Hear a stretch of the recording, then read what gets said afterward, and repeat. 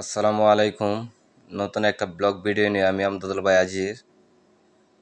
আসলে আজকে সারাদিন শুক্রবার আমার চাচা সকাল 5:30 বাজে ইন্তিকাল ফরমাইছেন। ইন্না লিল্লাহি ওয়া ইন্না ইলাইহি রাজিউন।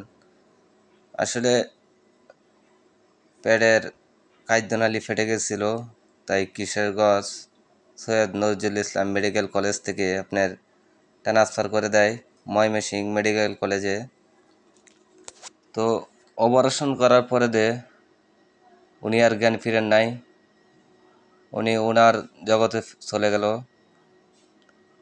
যারা আপনারা দেশবাসী আছেন, এই রমজান মাসের উপলক্ষে আমার চাচার জন্য দোয়া করবেন, কারণ আয়াত মুহূর্ত হচ্ছে আল্লাহর হাতে, কে কখন চলে যায় কেউ বলতে পারে না। যদি আপনাদের কাছে ভিডিওটা ভালো লাগে, দেশ এবং প্রবাস থেকে যে যেখান থেকে দেখবেন,